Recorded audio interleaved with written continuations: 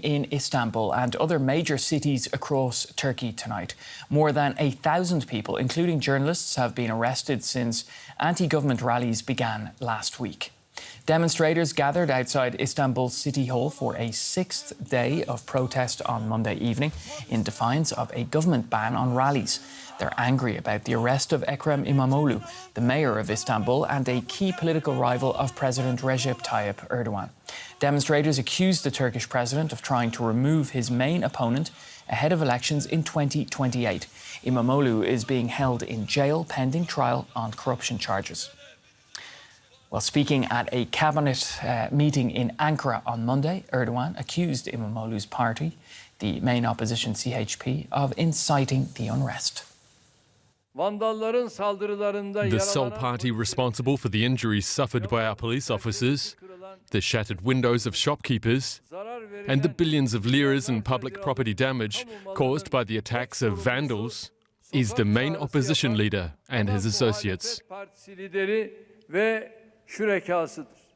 They will be held politically accountable in Parliament and legally accountable before the judiciary.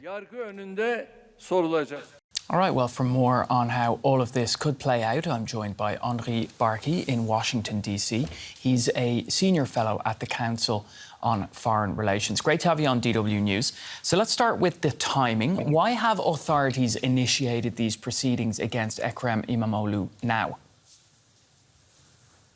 Well, on Sunday, there was supposed to be, and there was actually, a primary to decide who would be the candidate for the presidential candidate for the main Republican People's Party. And it was very obvious that Mr. Imamoglu was going to come up on top. And I think that's one reason they initiated all this before he could be selected by the opposition party. And they miscalculated, evidently. But that's the timing. OK, well, on Sunday, the opposition CHP party organised a solidarity ballot where 15 million people apparently cast their vote for Ekrem Imamoglu to be Turkey's next president. So how much of a challenge is that kind of popularity to President Erdogan's AK party? Look, I think this, in many ways, may be the beginning of the end of Mr. Erdogan because, as I said earlier, he miscalculated. I think CHP, the main opposition People's Party, did a smart thing because the primary was only technically open for CHP members or IPP members, but then they opened it to anybody. And you had 15 million people who waited in line for hours.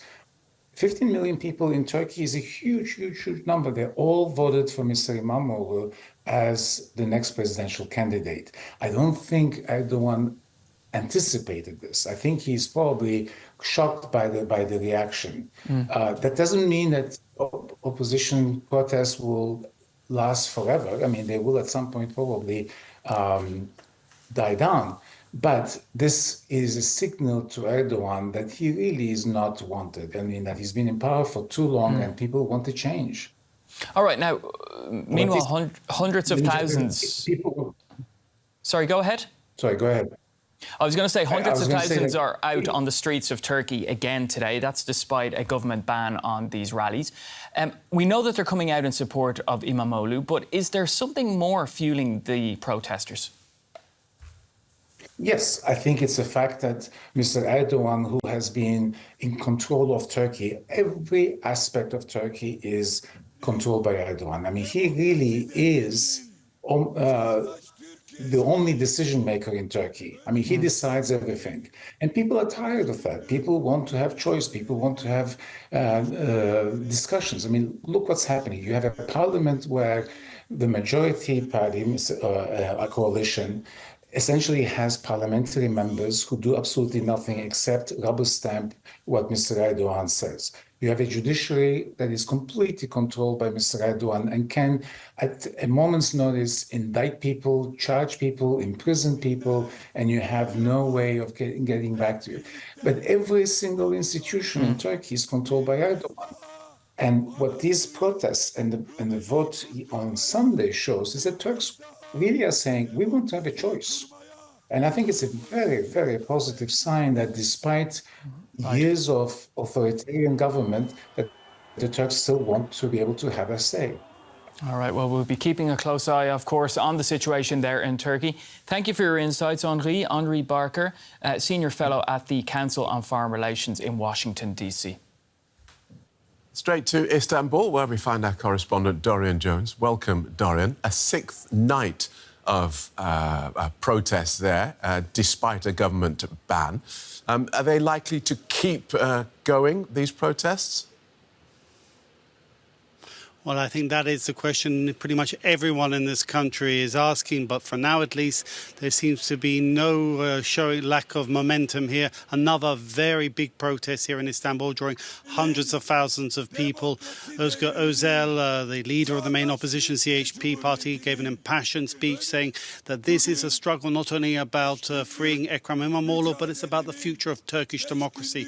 He described the square he was addressing as a square against the fight against fascism, saying that we don't want a monarchy. And I think that is the message that the opposition will hope to keep instilling to people, why that this protest need to continue and continue to spread across the country. Large protests again in many of Turkey's large cities and also provincial towns and cities as well. So that momentum does seem to be sustaining. They are listening to the message of the opposition leaders. And also the protests are continuing during the day. Students have started in many universities boycotting their classes, and tomorrow on Tuesday academics belonging to one academic union has also joined the protests and boycott, and they are going on strike. More parts and sections of this protest to keep a momentum going, the feeling that the protest is still going forward. For President Erdogan's part, he will be hoping that fatigue will start to settle in, given the fact that we are now into the second week of the protests, and he will be eyeing this weekend, which is a major religious holiday when people traditionally go away. He can hope that will be a break in the momentum of increasing protests and possibly open the door next week for his security forces to move against the protests. Because most of these cities, the protests are illegal, but the sheer numbers is making it very difficult for the security forces to move against them. Erdogan will be looking for a break into that momentum as an opportunity for the security forces to end these protests. And we've seen more than 1,000 arrests, including journalists, since these protests began. We've seen police use tear gas and water cannon. What other tactics are they using to deter the demonstrations?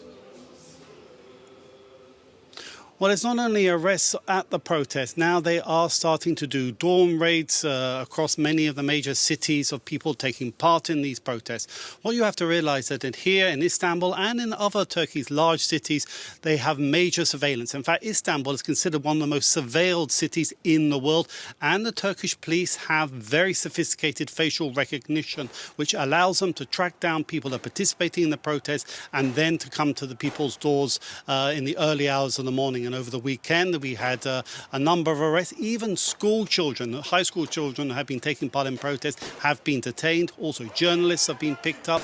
So I think that they want to instill a sense of fear into the protests, anything to undermine the protesters' momentum. And on top of that, now the independent media have received what the Turkish regulators, which is under the president's control, has issued its final warning over the way that they are covering. That is seen as a warning for them to desist in this coverage, a further step in trying to undermine the momentum of the protests. And a quick word about how the arrest of Ekrem Imamoglu and Turkey's handling of these protests are impacting the country's reputation and its economy. Well, it has to be said that Turkey is starting to now receive some pushback from the European Union last week, that they did criticise the prosecution of Imamoglu. And today also we have heard now some criticism over the handling of it. But it has to be said that the European Union has very little influence over Turkey unless it's prepared to back it up with some kinds of economic or financial sanctions. No one is expecting that. And in fact, President Erdogan speaking today said that the European Union needs Turkey for its survival. And that is what he's eyeing, the fact that Turkey has NATO's second largest army and is aware that Europe needs Turkey in its dealing with the threat posed by Russia. But one possible area of concern is Turkey's economy. The financial markets have been hit very hard. The central bank has reportedly spent as much as $30 billion supporting the currency against further falls. If the currency does sustain further collapses, that could be a thing that could force Erdogan to pull back. That is seen in financial markets, is seen as one of the few checks on Erdogan's rule. Thank you so much for that, Dorian. Dorian Jones in Istanbul.